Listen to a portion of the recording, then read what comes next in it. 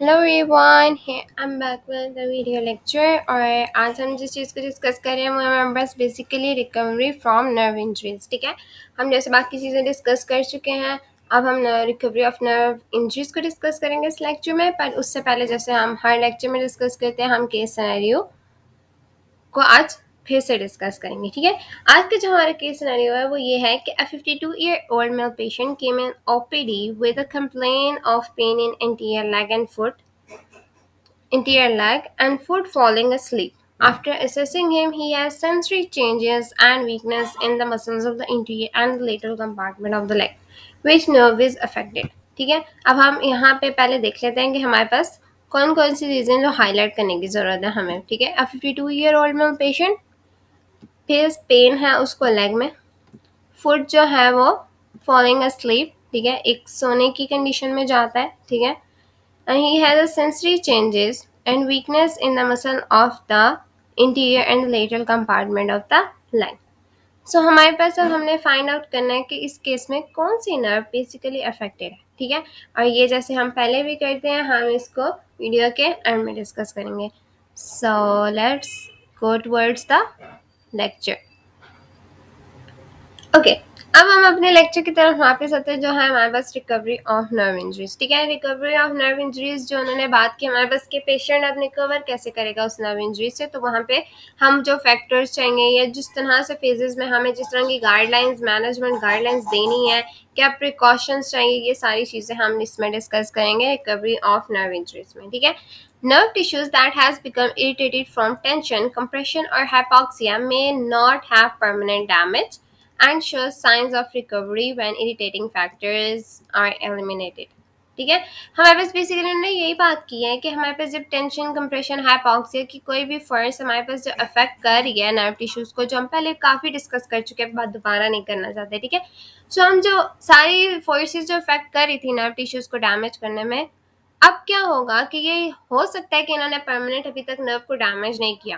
तो जैसे ही हमारे पास हम इरिटेटिंग फैक्टर्स को एलिमिनेट करेंगे, चाहे वो टेंशन है, कंप्रेशन है, हाइपॉक्सिया है, जैसे ही ये हमारे पास हट जाएंगे तो हमारे पास रिकवरी के साइंस शो होना शुरू हो जाएंगे। मतलब इसका मतलब रिकवरी के चांसेस हाई हैं, कंप्लीट रिकवरी की तरफ पेशेंट जा सकता है। ठीक है, सो ये हमारे पास उन्होंने बात की। When the nerve has been injured, recovery is dependent on several factors, including the extent of the injury to the axon and its surrounding connective tissues, and the nature and the level of injury, timing and technique, and the repair, and the age and the motivation of the person. हमने will of the person को पहले discuss किया था कि motivation कितनी ज़्यादा helpful होती है एक पेशेंट को रिकवर करने के लिए। तो यहाँ पे भी उन्होंने सेम एग्जैक्ट बात डिस्कस की हमारे पास कि मोटिवेशन जो पर्सन की है वो हमारे पास कितनी ज़्यादा हेल्पफुल है कि उसकी रिकवरी के लिए। ठीक है, हमारे पास सबसे पहले एक्सटेंट था। ठीक है, कितने कहाँ तक कितनी डीप इंजरी है, किस तरह की इंजरी है, कहाँ कहाँ इन्वॉल्व, किस किस जगह को इन्वॉल्व किया है,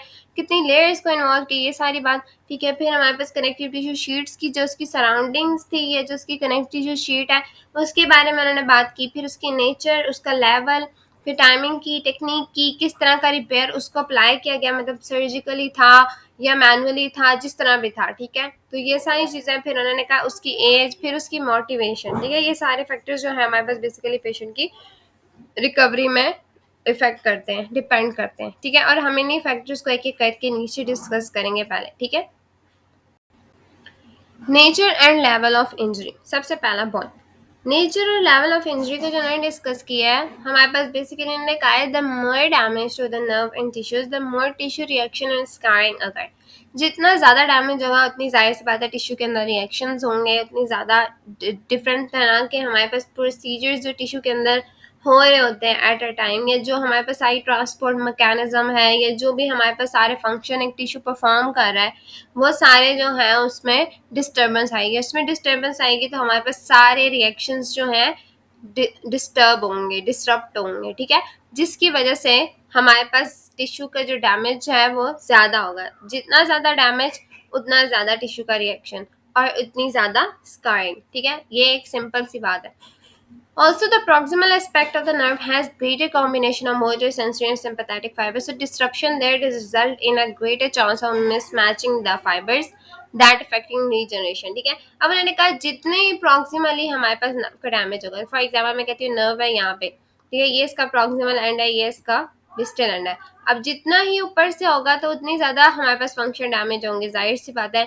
जितने ज़्यादा पाथ फेज ज़्यादा बीच में आएंगे उतने ज़्यादा फंक्शंस डैमेज है, मोटर, सेंसरी हो या सिंपैथेटिक हो। ठीक है, जिसकी वजह से उन्होंने कहा कि हमारे पास इसकी जो हमारे पास रीजनरेशन है ना वो भी हमारे पास अफेक्ट होगी। ठीक है, इसका मतलब कि हमारे पास जो उन्होंने कहा कि हमारे पास जो रीजनरेशन है उसकी वो इस वजह से अफेक्ट है क्योंकि हमारे पास सिर्फ एक इसने प्रॉक्सिमल पार्ट को, प्रॉक्सिमल एस्पेक्ट को हमारे पास टारगेट किया। ठीक है, नेक्स्ट पॉइंट इज कि अब उन्होंने कहा कि इसकी वजह से जो मिसमैचिंग हो रही है वो हमारे पास अफेक्ट कर रही है रीजनरेशन को। अब उन्होंने कहा रीजनरेशन नॉर्मली जो है या आप कहते हो कि मैक्सिमली जो है वो 1 इंच पर डे होती है। ठीक है, पर इसका रेट 0.5 से 9.0 मिलीमीटर पर डे भी होता है और बहुत सी स्टडीज ने इसको शो किया। ठीक है, तो हमारे पास इसकी वजह से ये भी बेसिकली सारा कुछ डिपेंड कर रहा है नेचर और स्वेरिटी ऑफ द इंजरी, कितनी लेवल की इंजरी है, कितनी स्वेरिटी है, कितनी नेचर है, क्या ड्यूरेशन था डिनर्वेशन का, कितनी कंडीशन टिश्यू की ख़राब हो चुकी है, whether the surgery is required और नॉट, इन चीज़ों पे सारा कुछ डिपेंड कर रहा है। ठीक है, तो ये हमारे पास बेसिकली बता दिया नेचर और द लेवल ऑफ इंजरी कि हमारे पास क्या नेचर है, कितने लेवल की इंजरी होगी तो क्या हमारे पास प्रोसेस होगा।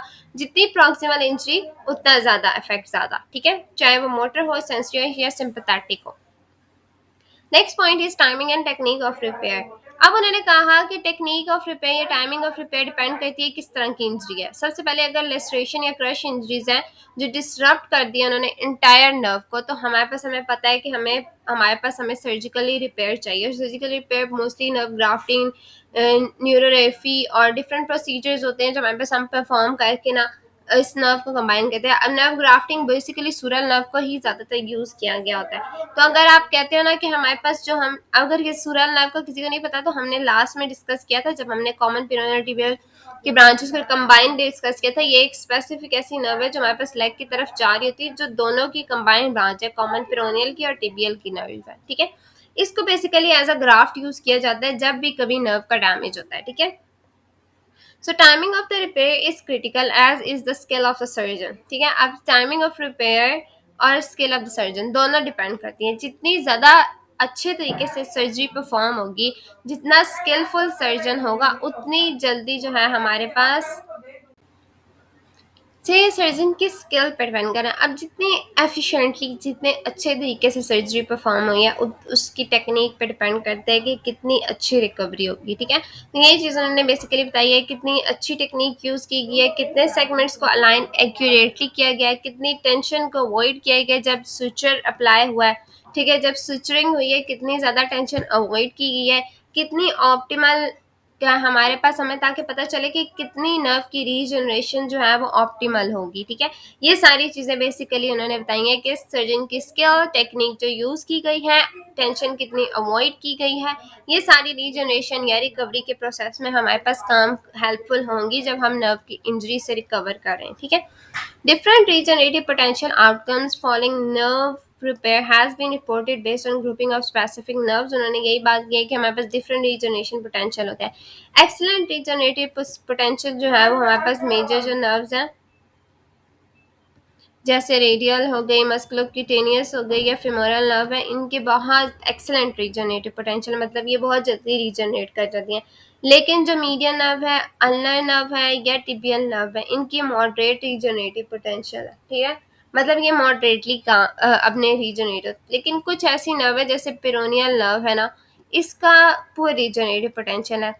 पता नहीं, मुझे इतना पता नहीं है, पर मैंने रिसेंटली एक देखा था ड्रामा जिसमें उन्होंने बताया था कि डीप पेरोनियल नर्व का डैमेज हुआ था। ठीक है, सो उस जो था ना, उन्होंने बताया कि डीप पेरोनियल नर्व का जब डैमेज है ना तो उसकी जाहिर सी बात है हमारे पास जब डैमेज है तो उसकी रिकंस्ट्रक्शन, अब यहाँ से हमें पता चल गया कि इसका पोटेंशियल कम है, तो उस केस में उन्होंने फिर भी स्टिल उन्होंने वहाँ पे सुरल नर्व का ग्राफ्ट यूज करके उसको सारी जो है ना वो रिकवरी का एक प्रोसेस अप्लाई किया था। इसी तरह से उन्होंने बताया कि हमारे पास जो है इसका पोटेंशियल जो है पेरोनियल नर्व का वो पुअर होता है। ओके, नेक्स्ट पॉइंट जो आ गया वो हमारे पास है age and motivation of the patient. ठीक है, the nervous system must adapt and relearn use of pathways once regeneration occur. Motivation and age play a role in this, especially in the very young and elderly. ठीक है। अब उन्होंने कहा nervous system जो है ना अडेप्ट करता है और रीलर्न करता है जो पाथवेज वो यूज करता है रीजनरेशन के लिए। ठीक है। सो मोटिवेशन और एज इसके लिए बहुत इंपॉर्टेंट होती है, मतलब बहुत जो यंग और एल्डरली लोग हैं उनके लिए तो स्पेशली इंपॉर्टेंट है कि उनको मोटिवेटेड रहना होता है ताकि हमारे पास रीजनरेशन जो होती है अच्छी होती है। ठीक है। अब उन्होंने हमें स्मिथ ने हमारे पास एक स्टडी में डिस्क्राइब किया था कि हमारे पास 5 पॉसिबल आउटकम होते हैं नर्व रीजनरेशन के। या तो एग्जैक्ट जो है रीइनर्वेशन हो जाए अपने नेटिव टारगेट ऑर्गन, जिस ऑर्गन को वो टारगेट कर रहा है या जिस मसल को वो टारगेट कर रहा है या जिस भी रीजन को वो टारगेट कर रहा है वहाँ के फंक्शन की। ठीक है। उसका फंक्शन भी रिटर्न हो जाता है, उसकी रीइनर्वेशन भी हो जाती है। दूसरा आउटकम ये हो सकता है कि रीइनर्वेशन तो उसकी हो गई है लेकिन उसका फंक्शन जो है वो पूरे तरीके से रिजल्ट नहीं आया, मतलब रिटर्न नहीं हुआ। ठीक है। No return of function due to degeneration of the end organ. ठीक है। मतलब जो टारगेट ऑर्गन था ना उसकी डीजनरेशन हो गई थी, इस वजह से वहां पे एग्जैक्ट मतलब जो उसका सारा फंक्शन था वो रिटर्न नहीं हुआ। ठीक है। रॉन्ग रिसेप्टर रीनर्वेटेड, मतलब रिसेप्टर ही कोई रॉन्ग हो गया है जिसकी रीनर्वेशन हुई है। ठीक है। रीनर्वेशन का प्रोसेस यहाँ पे इतना डिटेल में मैं नहीं समझा सकती, पर बेसिकली जब हमारे पास नर्व दोबारा से हमारे पास किसी ऑर्गन को सप्लाई करती है बेसिकली उसको रीनर्वेशन का प्रोसेस कहते हैं। ठीक है। सो जो उसने कहा कि रॉन्ग रिसेप्टर पे जब टारगेट कर दिया तो हमारे पास उसकी वजह से हमारे पास जो प्रॉपर टेरिटरी थी ना उसकी वो उससे निकल गया था, तो हमारे पास इनपुट जो होगा वो इम्प्रॉपर इनपुट आ रहा है। ठीक है। मतलब जो हमें इनपुट मिला है वही रॉन्ग है, तो हमारे पास क्या हम फंक्शन सही से परफॉर्म कर सकेंगे नहीं ना, तो इस तरह से उन्होंने कहा। तीसरा उन्होंने कहा receptor reinnervation in wrong territory causing false localization of input. ठीक है। अब रीइनोवेशन तो रॉन्ग टेरिटरी में थी लेकिन उसके बाद उन्होंने कहा हो सकता है उसके साथ साथ के लोकल जो इनपुट था वो भी फॉल्स हो। यहाँ पे तो इम्प्रॉपर था लेकिन यहाँ पे उन्होंने कहा है कि वो आएगा ही बिल्कुल गलत। ठीक है। मतलब उसकी जो रिनोवेशन का जो रिजल्ट था ना वो बिल्कुल ही गलत आएगा। ठीक है। या फिर कोई कनेक्शन ही नहीं रहेगा जो अपना ऑर्गन था उसके साथ। ठीक है। ये उन्होंने हमारे पास सारी बात की है बेसिकली स्मिथ के जो 5 रीजनरेशन के प्रोसेसेस है। ठीक है। नेक्स्ट जो हमारे पास आ जाती है हमारे पास है management guidelines recovery from nerve injury. ठीक है। जनरली रिकवरी जो होती है ना उसको 3 फेजेस में देखा जाता है। ठीक है। रिकवरी का जो सारा प्रोसेस है जिसमें मैनेजमेंट गाइडलाइंस हम डिस्कस करेंगे। ठीक है। वो है acute, recovery and chronic phase. ठीक है। एक्यूट फेज बेसिकली तब होता है या तो आफ्टर इंजरी, ठीक है, या आफ्टर सर्जरी। जो एग्जैक्ट फेज स्टार्ट होता है वो एक्यूट फेज है। ठीक है। ये बात हमें पता है। When the emphasis is on healing and prevention of complications, जहाँ पे आपने हीलिंग पे ज़्यादा फोकस करना है और दूसरा फोकस आपका ये होगा कि कोई और कॉम्प्लिकेशन ना हो फर्दर। ठीक है। सेकेंड रिकवरी फेज में जब हमारे पास रीनर्वेशन स्टार्ट हो जाएगी, ठीक है, हो जाएगी, तो हमने रीट्रेन कराना है उसको। ठीक है। मतलब जो उसकी नर्व है उसकी रीट्रेनिंग और रीएजुकेशन पे काम करना है, दोबारा से उसको उसका फंक्शन सिखाना है, उसको उस चीज़ के लिए मोटिवेट करना है कि जो वो फंक्शन करता था वो दोबारा से वही करे। Third is chronic phase. ये तब होता है जब पोटेंशियल रीनर्वेशन हो जाती है अपने पीक पे। ठीक है। रीनर्वेशन हो गई है ऑलरेडी, इसकी अपने पीक लेवल पे है लेकिन कुछ सिग्निफिकेंट रेजिडुअल डेफिसिट्स अभी भी आ रहे हैं, तो हम यहाँ पे पेशेंट को कंपनसेटरी ट्रेनिंग सिखाते हैं। ठीक है। कंपनसेटरी ट्रेनिंग के एक चीज़ को कंपनसेट करने के लिए उसने क्या फंक्शन या क्या चीज़ परफॉर्म करनी है, ये ट्रेनिंग होती है ट्रेनिंग कंपनसेटरी फंक्शन की। ठीक है। तो हमने कंपनसेटरी जो फंक्शन था उसकी ट्रेनिंग करानी होती है पेशेंट के लिए कि वो एक फंक्शन के लिए दूसरे फंक्शन को कैसे कंपनसेट, ये हमारे पास सारी चीज़ें हम बाद में डिस्कस करेंगे डिटेल में। ठीक है। सो हम इस अब आगे चलते हैं कि हमारे पास एक एक करके इन तीनों फेजेस में क्या क्या चीज़ें आती हैं। ठीक है। Management needs to consider not only nerve healing but tissue healing. जाहिर सी बात है नर्व की सिर्फ हीलिंग नहीं, हमें टिश्यू की भी हीलिंग साथ साथ चाहिए जनरली, ताकि हमारे पास जो मैनेजमेंट सारा प्रोसेस है वो एक साथ कंबाइन जो है इफेक्टिव हो। ठीक है। अब हम आते हैं एक्यूट फेज पे। ठीक है। एक्यूट फेज बेसिकली क्या कहता है हमें, फॉलोइंग इंजरी और इमीडिएटली आफ्टर सर्जरी। ठीक है। सर्जरी के बाद या इंजरी के बाद, ठीक है, जब हमारे पास फॉर एग्जाम्पल मैंने कहा है following decompression, release of following, repair of lacerated nerve, ये सारी उन्होंने सर्जिकल प्रोसेस बता दिए हैं। वेदर हम डिकम्प्रेशन सर्जरी परफॉर्म कर रहे हैं या रिलीज परफॉर्म कर रहे हैं, मतलब उसकी टेंशन रिलीज की है, ठीक है, या हमारे पास रिपेयर किया, जैसे हमने बात की थी नर्व ग्राफ्टिंग की, ठीक है। तो ये प्रोसीजर्स जो थे वो हमारे पास बेसिकली उन्होंने बता दी, ठीक है। अच्छा, अब उन्होंने ये बात की कि हमारे पास जो है ये सारे प्रोसीजर्स जो हैं वो इस तरह से, मतलब जो है सर्जरी के उनके फेजेस के बाद हमारे पास कोई भी सर्जरी हो, ठीक है, हमने उसकी क्या करनी थी, पेशेंट को बेसिकली सबसे पहला प्रोसेस जो होता है वो इमोबाइल का होता है, ठीक है। इमोबाइल कर देना होता है उसकी उस एरिया को, स्पार्ट को, ताकि हम नर्व को प्रोटेक्ट कर सकें और इन्फ्लेमेशन को मिनिमाइज कर सकें, टेंशन को मिनिमाइज कर सकें, ताकि हमारे पास जो इंजर्ड या रिपेयर साइट है उसकी हीलिंग अच्छे से हो, ठीक है। सबसे जो पहली पॉइंट उन्होंने कहा एज शोन एज अलाउड, क्या, अब उन्होंने कहा कि हमारे पास चीजें अलाउ क्या होती हैं, ठीक है। Movement, begin range of motion to minimise joint and connective tissue, जाहिर सी बात है हमने कॉन्ट्रैक्चर्स को और एडिशंस को प्रिवेंट करना होता है, ठीक है, हमारे पास जो एक्यूट फेज होता है, तो मोस्टली हम स्लाइड जो रेंज ऑफ मोशंस होते हैं ना उनको सबसे लोअर ग्रेड से असिस्टेड ग्रेड से स्टार्ट करवाते हैं, ठीक है, या आप खुद ही पैसिवली परफॉर्म करते हो, ठीक है।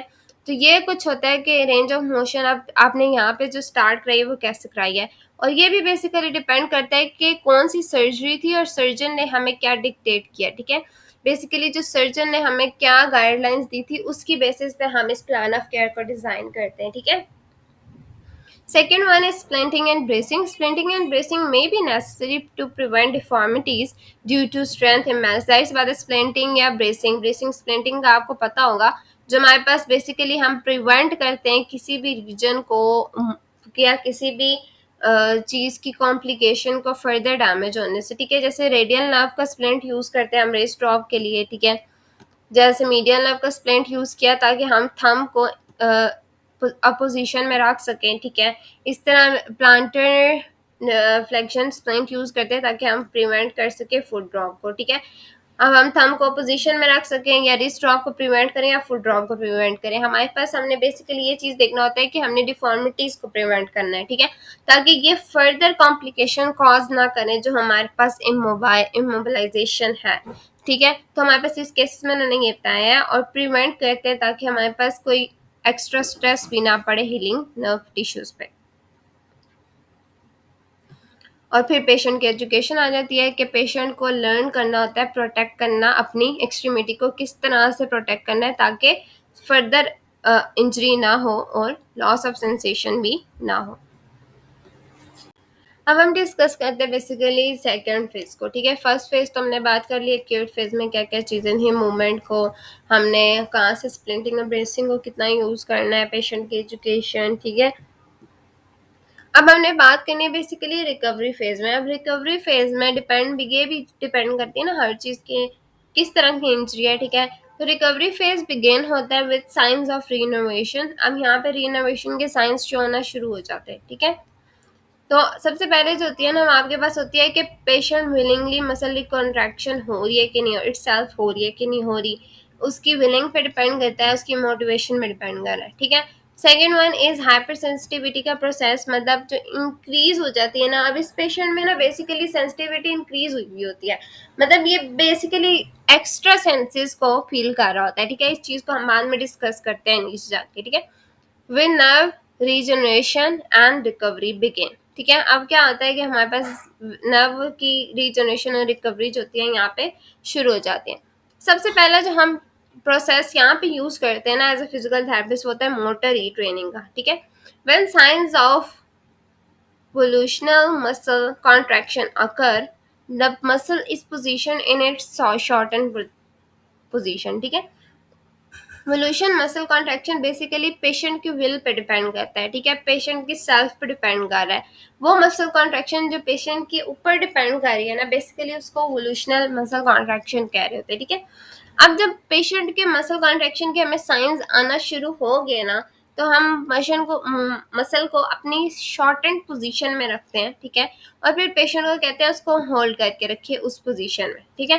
फिर इलेक्ट्रिकल स्टिमुलेशन भी यूज़ करते हैं ताकि हम उसकी एक्टिव एफर्ट को सपोर्ट कर सकें, रीइंफोर्स कर सकें, ठीक है। When the muscle demonstrate control of some range begin, अब जैसे कुछ पेशेंट ने ना अपनी रेंज को या मसल को कंट्रोल करना शुरू कर दिया है, तो हम फिर ग्रेविटी एलिमिनेटेड की तरफ जाते हैं और फिर आहिस्ता आहिस्ता एक्टिव असिस्टेड की तरफ चले जाते हैं, ठीक है। इस तरह से ये प्रोसेस करता है, ठीक है।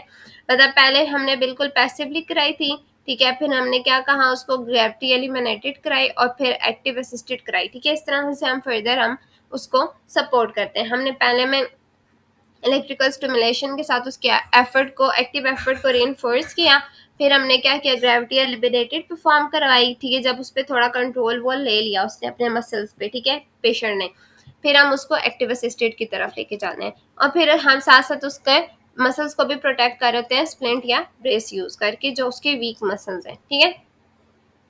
Next one is desensitisation. Basically ये जब हाइपर सेंसिटिविटी होती है ना, हम पेशेंट को डिसेंसिटाइजेशन का प्रोसेस यहाँ पे करवाते हैं, ठीक है। As nerve regenerates the person experiences increase sensitivity, ठीक है, जिसको हमने हाइपर सेंसिटिविटी का कि वो इंक्रीज सेंसिटिविटी फील करता है उस एरिया में जहाँ पे कोई सेंसेशंस थी ही नहीं पहले, ठीक है। पहले बिल्कुल ही नहीं थी, अब इंक्रीज हो गई है, मतलब एक नॉर्मल जा रही है, ठीक है। Usage a graded series of modalities, हम डिफरेंट प्रोसीजर मोडालिटीज को यूज करते हैं ताकि उसकी इरिटेबिलिटी कम हो और अवेयरनेस इंक्रीज कराते हैं, ठीक है, ताकि उसको पता हो कि ये एक प्रोसेस है, इसके बाद ये ठीक हो जाएगी, ठीक है। तो हमने इसको पेशेंट को बेसिकली इस चीज़ पे एजुकेट भी साथ साथ करना है, उसको अवेयरनेस भी देनी है, ठीक है। अब हमने डिफरेंट तरह के टेक्सचर्स को यूज़ करना होता है ताकि हम कांटेक्ट करा सके सेंसरी स्टिमुलेशन, जैसे कॉटन पकड़ा दिया पेशेंट को, कोई रफ मटेरियल्स पकड़ा दिए, सैंड पेपर्स पकड़ा दिए डिफरेंट तरह के, ठीक है। फिर वेलक्रो, बेसिकली वो मैट का या कपड़े का ये एक पार्ट होता है जो मैट्स वगैरह में यूज़ होता है ना, उस तरह की चीज़ें होती हैं, ठीक है। फिर आप कहते हो कि टेक्सचर्स जो हम क्या करते हैं कि डिफरेंट तरह के रैप कराते हैं, double rods for finger manipulation, stroking along the skin, ठीक है। इस तरह की चीज़ें जो होती है ना, बेसिकली हम उसको टेक्सचर्स को डिफरेंट तरह के मल्टीपल टेक्सचर्स से ना उसका कांटेक्ट करा रहे होते हैं। इस तरह से कुछ पार्टिकल्स होते हैं जैसे कॉटन बॉल्स हो गई, बीन्स हो गई, मैक्रोनीज होगी, सैंड्स होगी और अदर मटेरियल्स, इनको किसी टब्स में या कैंस में डाल के पेशेंट का हाथ या पाँव जो है ना उसके अंदर डलवा देते हैं और फिर उसको फील करवाते हैं कि ये क्या चीज़ है, किस तरह की उसकी रफनेस है, सारा टेक्सचर उससे पूछते हैं, ये इस तरह की चीज़ है, ठीक है। ये बेसिकली डिसेंसिटाइजेशन का प्रोसेस होता है। Have the patient begin manipulating, placing in extremity in the least irritating। अब हम क्या करते हैं फर्दर इसके ना किस तरह से करते हैं, सबसे पहले एक ऐसे लीस्ट इरिटेटिंग ऑब्जेक्ट्स के अंदर 10 मिनट तक पेशेंट को इस तरह से रखवाते हैं। जैसे ही आहिस्ता आहिस्ता कुछ दिनों में उसकी टॉलरेंस इंप्रूव होती है तो हम उसको थोड़ा सा और इरिटेटिंग और फिर और इरिटेटिंग और फिर इस तरह एंड में जाके हम मोस्ट इरिटेटिंग जब पेशेंट कर चुका होता है तो हम कहते हैं कि अब पेशेंट ने अपनी मैक्सिमम प्रोसेस कवर कर लिया डिसेंसिटाइजेशन का, ठीक है। सेकेंड इस तरह का एक और प्रोसेस जो हम यूज़ करते हैं वो वाइब्रेशन का होता है, ठीक है, पेशेंट की रिकवरी के लिए।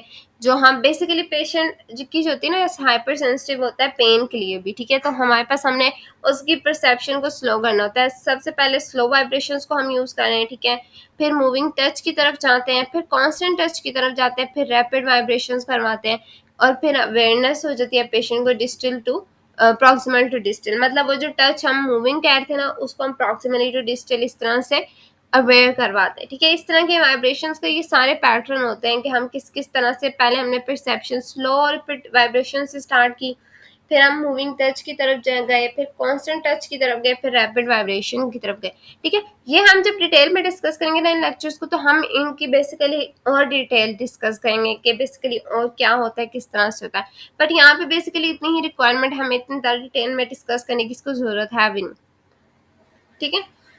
Next one is discriminative sensory री एजुकेशन। ओके, अब इस प्रोसेस में क्या आता है कि हमारे पास रीट्रेनिंग कराते हैं हम ब्रेन को ताकि वो रिकॉग्नाइज कर सके जो स्टिमुलस हाइपर सेंसिटिविटी के बाद अब इसको मिलेंगे, ठीक है। मतलब हाइपर सेंसिटिविटी खत्म हो चुकी है, आहिस्ता आहिस्ता हम उसको स्टिमुलस डिफरेंट तरह के स्टिमुलस से उसको क्या करते हैं कि ट्रेन करते हैं, ठीक है। सबसे पहले हम मूविंग स्टिमुलस जैसे हमारे पास इरेजर हो गया ना, पेंसिल को, ठीक है, उसको पेशेंट के हाथ के ऊपर ऐसे ऐसे फेरेंगे और उसको बोलेंगे, देखो ऐसे ऐसे उसके पेशेंट के हाथ के ऊपर फेरेंगे और उससे पूछेंगे कि अब तुम्हें क्या फील हो रहा है, कहाँ पे फील हो रहा है, किस एरिया में फील हो रहा है, ठीक है, इस तरह से। फिर स्ट्रोक ओवर द एरिया, किस स्पेसिफिक एरिया में भी, ठीक है। पहले क्या करता है ना, पेशेंट आंखों से देखेगा कि हम यहाँ फेरे तो वो हमें बता सकता है, ठीक है। फिर हम उसको आहिस्ता आहिस्ता ट्रेन करवाएंगे कि अपनी आंखें बंद करके, ठीक है, फिर हम उसको कराते हैं कि वो अब बताए कि हमारे पास कहाँ पे हमारे पास जो है ना टच फील हो रहा है उसको, ठीक है। तो फिर वो अपनी आंखें बंद करके हमें बताता है कि हमें इस जगह पे हो रहा है, ठीक है, इस जगह पे हो रहा है। जब हम मूविंग ऑब्जेक्ट या मूविंग टच से पेशेंट को बेसिकली कर चुके होते हैं री एजुकेट सेंसरी से, तो हम कांस्टेंट की तरफ जाते हैं, ठीक है। अब हम किसी स्पेसिफिक पॉइंट पे रख देते हैं, पेशेंट को कहते हैं अब आप पता करो, अब बताओ कि किस एरिया में हम आपके पास जो है ना फील हो रहा है आपको स्पेसिफिकली, ठीक है। लेकिन ये आपने सब कुछ बताया बगैर करना है, उसको नहीं बताना कि हमारे पास हम आपका मूविंग टच स्टिमुलस चेक करेंगे या कांस्टेंट, ठीक है। तो आपने ये उसको खुद चेक करना है ताकि आपको पता चले कि यहाँ पे आप मूविंग के बाद कांस्टेंट टच भी हो गए। अब जब कांस्टेंट टच भी पेशेंट इजीली कर जाएगा आइडेंटिफाई, तो हम क्या करते हैं कि डिफरेंट प्रोसेस साइजेस शेप्स और टेक्सचर की जो है ना ऑब्जेक्ट्स उसके सामने लाते हैं और वो उसको फील करवाते हैं। जैसे कीज हो गई, कुछ उसके घर के जो house hold basically personal cares की जो चीज़ें, ईटिंग यूटेंसिल्स हो गए, हमारे पास ब्लॉक्स हो गए, टूथब्रश हो गई, सेफ्टी पिन्स वगैरह हो गई, इस तरह की चीज़ें जो होती है ना, हम इस तरह से और भी बहुत सी चीज़ें हो सकती है। तो वो आप सारी जो चीज़ें हैं ना उससे बेसिकली पेशेंट को फेमिलियर करते हो, ठीक है। फिर उसके बाद पेशेंट अगर हैंड के लिए तो आपने ये करा ली, लेकिन फुट के लिए आप क्या कराते हो, डिफरेंट सरफेसेस पे उसको चलवाओगे, ठीक है। जैसे ग्रास हो गया, सैंड हो गया, वुड हो गए, पेबल्स हो गए। पेबल्स बेसिकली आप किसको कहते हैं, उसको पत्थर को, ठीक है। तो इस तरह से हमारे पास अनइवन सरफेसेस होगी, सरफेस इक्वल नहीं है, ठीक है। स्टेयर्स होगी जैसे, या किसी चीज़ के ऊपर चढ़वा रहे हो, इस तरह की सरफेसेस उसको जो होते हैं ना पेशेंट को आप फील करवाते हो, ठीक है। ये पूरी एक ट्रेनिंग का हमारे पास प्रोसेस होता है री एजुकेशन, सेंसरी री एजुकेशन का, ठीक है, जिसमें डिस्क्रिमिनेट कर सके पेशेंट कि वो अब मूविंग टच था, अब कांस्टेंट आया, अब टेक्सचर हम फील करें, इस तरह से, ठीक है। अब पेशेंट के एजुकेशन के लिए भी बेसिकली हमें उसको गाइड करना होता है कि क्या क्या एक्टिविटीज रिज्यूम कर सकता है, मोनिटर करे अपनी पेन को, स्वेलिंग को, कोई डिस्कलरेशन है तो फौरन बताए, कोई भी मॉडिफिकेशन होती है तो हमें पता चलना चाहिए, ठीक है, चाहे वो टेम्परेरी है या अ, और टेम्परेरीली वो अवॉइड करे किसी भी एग्रोवेटिंग एक्टिविटीज को, ठीक है, जब तक नर्व रिकवर कर रही है, ठीक है, या नर्व की जो रिकवरी इनकम्प्लीट होगी तो आप पेशेंट को टीच करोगे कुछ प्रिवेंटिव केयर्स ताकि वो अवॉइड करे फर्दर इंजरी को, ठीक है। तो आप ये सारी चीजें होती हैं। फिर एक क्रॉनिक फेज है जो लास्ट फेज है, बेसिकली इसमें ऑलरेडी हम काफ़ी काम पीछे करवा चुके हैं, तो हम इसमें क्या करते हैं, रेनोवेशन जो थी ऑलरेडी एक पीक लेवल तक पहुंच चुकी होती है, ठीक है। तो हमारे पास इसमें अब हमें इतने ज़्यादा ज़रूरत नहीं होती रिनोवेशन की, ठीक है। हम कुछ कंपनसेटरी फंक्शंस की रीट्रेनिंग करवाते हैं, ठीक है, मतलब जो ट्रेनिंग थी, मतलब जो उसके फंक्शन कॉम्प्रोमाइज हुए हुए थे ना, अब हम उन पे काम करवाते हैं। जैसे उसको हम खुद गाइड करेंगे तो कि आपने फील करनी है चीज़ें, आपने खुद करना है, आपकी जो बेसिक फंक्शंस है वो आपने कैसे परफॉर्म करने हैं, आपने फील करनी है, ये सारी चीज़ें, ठीक है। The person will probably have to continue to wear the supportive splint और ब्रेस, ठीक है। फिर भी हम उसको गाइड यही करते हैं कि स्प्लिंट और ब्रेस, क्योंकि क्रॉनिक फेज में भी पेशेंट की इंजरी के चांसेस होते हैं, ठीक है। तो आपने इसमें भी गाइड करना होता है पेशेंट के स्प्लिंट और ब्रेस जो है वो पहने, ठीक है। और साथ साथ हमारे पास कुछ प्रिवेंटिव केयर्स जो हमारे पास डिफरेंट तरह के हैं जो हम अभी ऊपर डिस्कस करेंगे टेबल के अंदर, वो भी सारे आपने उसको गाइड करने होते हैं, ठीक है। ये हमारे पास आ गया क्रॉनिक फेज। अब हम एक बार इसको देख लेते हैं हमारे पास टेबल से, ठीक है, जो हमारे पास बॉक्स है 13.4 से। एक्यूट फेज आ गया इमीडिएटली आफ्टर इंजरी और सर्जरी, इमोबिलाइजेशन इधर टाइम डिक्टेट किया जो सर्जन ने, ठीक है, इतने टाइम के लिए आपने उसको इमोबिलाइज किया, ठीक है। फिर आपने क्या किया कि जो मूवमेंट थी या जो आपके पास मूवमेंट में क्या किया था आपने, उतनी इंटेंसिटी के अमाउंट की जो उसकी इंजरी है या जो, ओके, मैनेजमेंट गाइडलाइंस जो रिकवरी है हमारे पास पैरफेरल नर्व इंजरी के, हम उसको डिस्कस कर रहे थे, ठीक है। तो हमारे पास अब हमने बात की स्प्लिंटिंग और ब्रेसिंग की, ठीक है।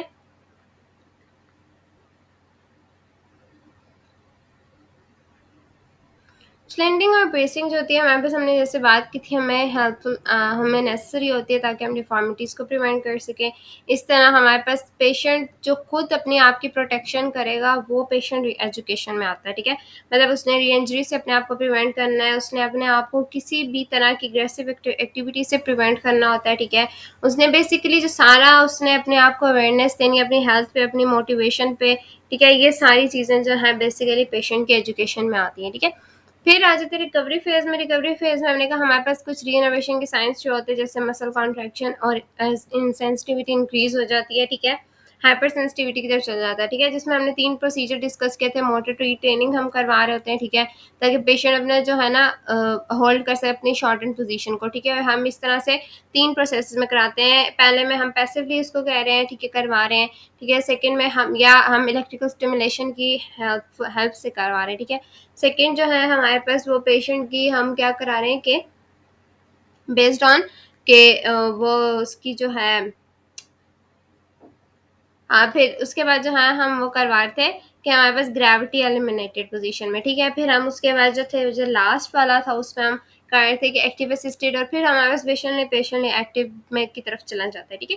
तो ये हमारे पास थे। डिसेंसिटाइजेशन हमने कहा था कि हम टेक्सचर पेशेंट को सेंस करवाते हैं डिफरेंट तरह के, या वाइब्रेशन का दूसरा प्रोसेस था जिसमें हम चेक करवाते हैं कि हमारे पे जो सेंसिटिविटी इंक्रीज हुई भी थी बेसिकली उसको हम डिसेंसिटाइज करने के लिए, ताकि हमारे पास जो उसकी सेंसिटिविटी है उसको नॉर्मल की तरफ लेके जाएं, ठीक है। इस तरह डिस्क्रिमिनेटिव सेंसरी री एजुकेशन होती है जिसमें हम कहते हैं कि हम आइडेंटिफाई करवाते हैं ऑब्जेक्ट्स को विद देन विदाउट और विजुअल क्यूज, ठीक है। पहले हम उसको क्या करते हैं कि ऑब्जेक्ट्स के साथ हम क्या करवाए थे सेंसरी एजुकेशन बेसिकली हमने कहा पहले हम मूविंग के थ्रू करवाए थे, ठीक है। फिर हम कांस्टेंट में करवाए थे, ठीक है। फिर हम उसके आई क्लोज और आई ओपन के थ्रू करवाए थे। मतलब पहले में अगर हम मूविंग वाला करवा रहे थे तो हम पहले उसको कह रहे थे कि आई ओपन के साथ करें, ठीक है। फिर हम हमें बताए किस एरिया में उसको फील हो रहा है। फिर हम आई क्लोज के साथ कराते क्या, ताकि वो सेंस करके अपना सही से बताएं कि हमारे पास किस स्पेसिफिक रीजन पे वहाँ पे हमारे पास उसको वो ऑब्जेक्ट फील हो रहा है, ठीक है। ये हमने बात की थी। फिर आ जाते हैं हमारे पास क्रॉनिक फेज। क्रॉनिक फेज में हमने कहा रीनर्वेशन पोटेंशियल जो अपने पीक पे ऑलरेडी पहुंच चुका है, और न्यूरोलॉजिकल रिकवरी के मिनिमल और no signs of neurological recovery हमें शो हो जाते हैं, ठीक है। मतलब हमें पता चल जाता है कि कितनी रिकवरी होनी है और कितनी नहीं हुई है, ठीक है। तो हमारे पास जो है कंपनसेटरी फंक्शन जो होता है ना उसको मिनिमाइज करते हैं हम, ठीक है, ताकि हमारे पास जो रिकवरी फेज की तरफ जाए। और कंपनसेटरी फंक्शन है बेसिकली ऐसा होता है ना कि पेशेंट जो होता है वो पेन की वजह से डिफरेंट कंपनसेटरी मूवमेंट्स को अचीव कर चुका होता है, ठीक है। तो हम उसको बेसिकली हेल्प कर रहे होते हैं कि वो जो कंपनसेटरी फंक्शन है उसको रिड्यूस किया जाए, ताकि वो जो उसके नॉर्मल फंक्शंस हैं वो उनकी तरफ वापस जाए। जो उसकी नॉर्मल प्रोसीजर है, नॉर्मल जो ट्रेनिंग है उसकी, जिस जिस तरह से वो खाता है, पीता है, चलता है, फिरता है, ये सारी जो चीज़ें ट्रेनिंग थी वो उसकी वापस आ जाए, ठीक है। ये हम रिकवरी फेज में भी करवा चुके हैं। बट अब हम यहाँ पे जो होती है ना वो फुल न्यूरोलॉजिकल रिकवरी जो होती है, हमें जाहिर सी बात है अगर हमें चाहिए एक फुल न्यूरोलॉजिकली पेशेंट ठीक, तो हमें उसके कंपनसेटरी फंक्शन पे काम करना होता है, ठीक है। दूसरा हमें प्रिवेंटिव केयर जो है हमारे पास उसको चाहिए, चाहे वो लाइफ लॉन्ग केयर ही क्यों ना हो। पेशेंट को हमने इस चीज़ के लिए पूरा ट्रेन करना होता है कि अगर उसको लाइफ लॉन्ग केयर भी ज़रूरत है तो उसने वो भी करनी है, ठीक है।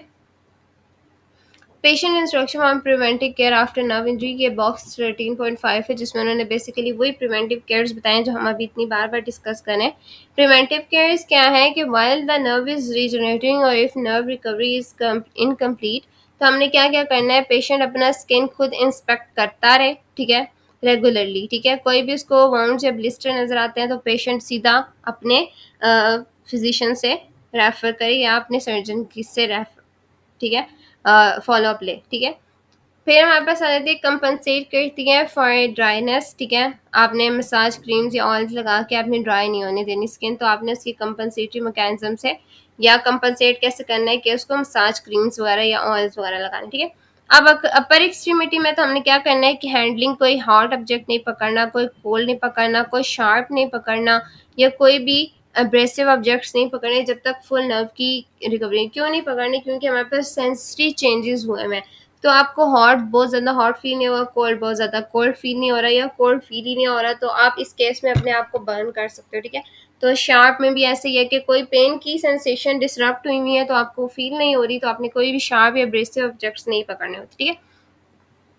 सस्टेन ग्रैप्स को आपने अवॉइड करना है, लगातार किसी चीज़ को पकड़ के नहीं रखना, ठीक है। Change of use of tools हमने फ्रिक्वेंटली बार बार अपनी चीज़ों को चेंज करें, नए टेक्सचर्स को फील करें, ये हमने उसको पेशेंट को बेसिकली गाइडलाइंस देनी होती है, ठीक है।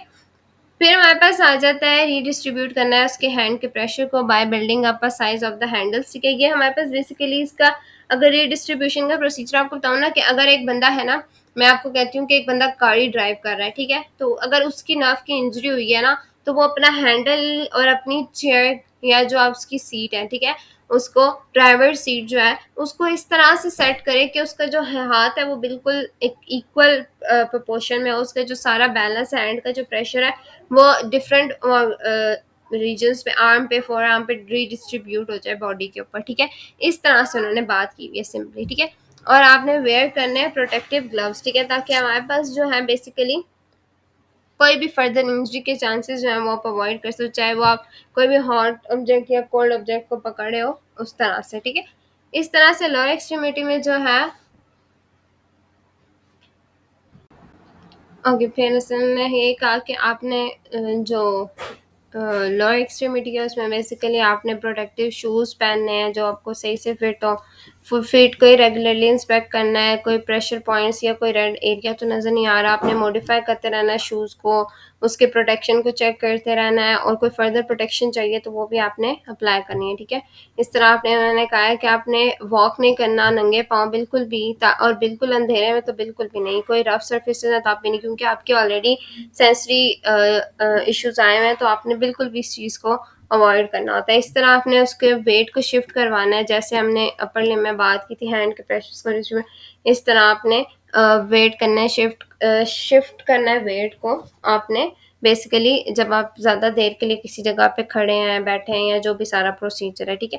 सो इस तरह से उन्होंने आपको बता दिया कि क्या क्या आपने करवानी, ठीक है। सो ये आज का हमारा टॉपिक हो गया रिकवरी ऑफ नर्व इंजरीज, ठीक है।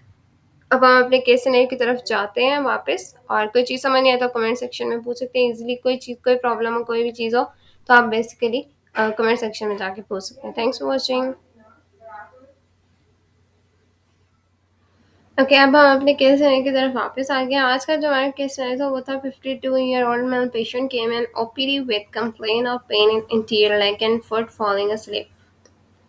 पेन थी उसको इंटीरियर लेग साइड पे, ठीक है, और हमारे पास जो फुट था वो उसका सो रहा था, ठीक है। उसकी मेजर कंप्लेन ये है। आफ्टर असेसिंग हिम, उसको असेस करने के बाद हमें पता चला कि उसके कुछ सेंसरी चेंजेस आ रहे थे, ठीक है, मतलब डिफरेंट जगह पे उसके सेंसरी चेंजेस थे, इसी वजह से उसका पाँव जो था वो सो रहा था। सेकेंड वन इज उसकी वीकनेस थी मसल्स के इंटीरियर और lateral compartment of the leg.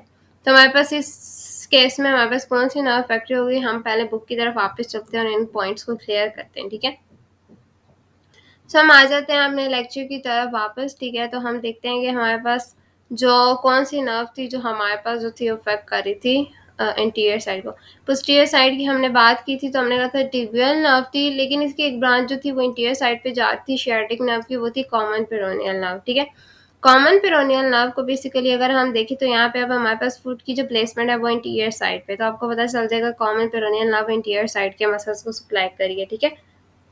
अब ये जो रीजन है ना आपको नजर आ रहा होगा इंटीरियरली और लेटरली, ठीक है, जो हमारी जो फुट जो मसल सप्लाई कर रही है वो हमारे पास कर रही है बेसिकली कॉमन पेरोनियल नर्व, ठीक है। हमारे पास कौन सी नर्व कर रही है, कॉमन पेरोनियल नर्व, जिसका nerve root L4, L5, S1 और S2 था, ठीक है। अब हम इसके मेजर वो फाइंड करते हैं हमारे पास कौन कौन से थे कल्प्रिट्स, ठीक है। एक तो उसके पास पेशेंट में पेन थी हमारे पास इंटीरियर कंपार्टमेंट, इसका मतलब जो इंटीरियर कंपार्टमेंट है वो इसमें इन्वॉल्व है, ठीक है, वो जो हमारे पास होगी बात। सेकेंड वन जो था हमारे पास था कि उसने मसल्स की वीकनेस की हुई थी हमारे पास इंटीरियर और lateral compartments of the leg, ठीक है। उसमें फिर साथ साथ सेंसिटिव चेंजेस भी थे, ठीक है, ये आगे हमारे पास बात, ठीक है। फिर उन्होंने कहा कि उसके पास एक पेशेंट एक्सपीरियंस कर रहा था फुट फॉलिंग asleep, तो हमारे पास सारे कल्प्रिट जो थे वो हमारे पास फाउंड हो गए कॉमन पेरोनियल नर्व में, तो इसका आंसर था हमारे पास बेसिकली कॉमन पेरोनियल नर्व। इसके सिनेरियो का आंसर बेसिकली इस केस में जो नर्व इफेक्ट हुई थी वो हमारे पास थी कॉमन पेरोनियल नर्व, ठीक है। सो आज का जो हमारा केस सिनेरियो था वो था कॉमन पेरोनियल नर्व से related. So thanks for watching. अगर कोई चीज़ समझ नहीं आए तो कमेंट सेक्शन में पूछ सकते हैं, आए, कोई किसी भी चीज़ में कोई प्रॉब्लम आए तो आप मुझसे कॉन्टैक्ट कर सकते हैं फेसबुक, इंस्टाग्राम और यहाँ पे भी कमेंट सेक्शन बोल सकते हैं। Keep supporting, thanks for watching.